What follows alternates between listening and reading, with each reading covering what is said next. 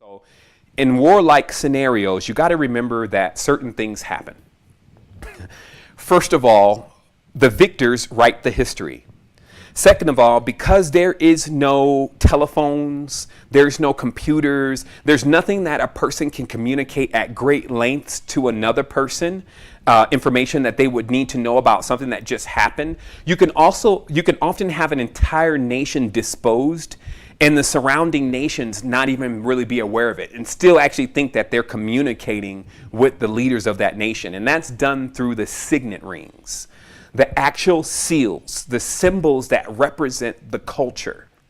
So the king, this symbol that you're seeing is actually a symbol that belongs to the king Murugan, which is another episode that we're going to have here on the Keymakers. It's like the pair to the Kali episode, just so we disclose all of what's happened and the individuals that are involved and how the knowledge got tarnished. There's going to be more of how the knowledge got tarnished in relation to that, because we got to deal deeply with symbolism.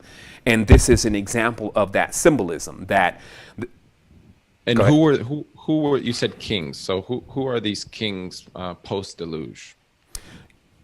Anyone who can claim the title of king. Okay, so remember, post-deluge, as we talked about earlier, the kings are the Siddhas. Okay, this word king is a Germanic word, so we have to go back to the Tamil and say, and who is the king, right?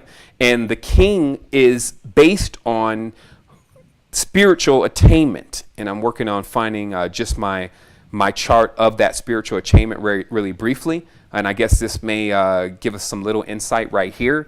But it's just the reality that you have a stepped system of spiritual attainment.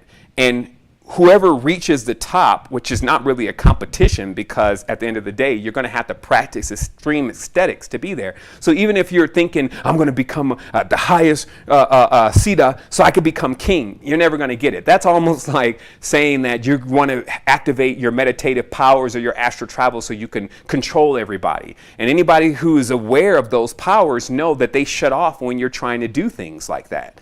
So when we say, well, who's the king, or who's the Raj, or who's the Nisut Bit, who's the Pharaoh, in every culture, especially the ancient cultures, and only thing is now the modern time doesn't reflect much of this because we have surrogate kings and surrogate queens, but they were people that were trusted amongst the tribal community to deliver the knowledge of the direction that everyone should be going. So king wasn't something that was just this divine birthright that you earned it because your father was the king. It was something that you needed to obtain spiritually, and people put you into that position so that way you could continue with the direction and the directive that is needed often for large tribes. So are we crystallizing a little bit more for everybody exactly what king is, or do we need to drill into that a little bit more? I'd like to just continue connecting, post-deluge, this idea of kings and what they're doing with the culture. Okay, so at this point, we have a lot of self-appointed kings after the deluge. Before the deluge, everybody's on the spiritual system, so they know the people that they have as their leaders are the ones who have achieved at least the stage of being white as in Brahm, meaning pure, no more ignorance, okay?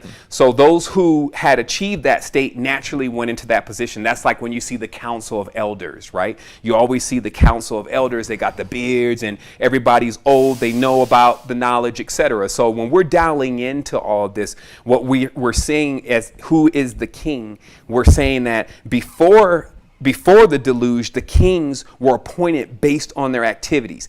After the deluge, anyone could really become a king because everybody was trying to regroup. Now, there were some kings that survived. That's another conversation. But we also have some kings that became king because they could either fight wars really well, warrior kings. They had knowledge about things like agriculture. Maybe it was just a simple cow herder, but he survived. So when he goes out, he's now able to use this knowledge that he's already had about herding cows and then he becomes the one with the most cows. He becomes the king. So you have a lot of self-appointed kings after the deluge, but not really before then. So I think that that's a big point. This is very easy to understand from, you know, any type of geopolitical or historical perspective. When you see an event like the deluge or any type of chaos and destruction, it leaves a power vacuum. Power vacuum, exactly. And if we're talking about power, you know, it can be an internalized, you know, process if you're making it about you and Exactly. your chakras, or it could be the externalized version of it. Absolutely.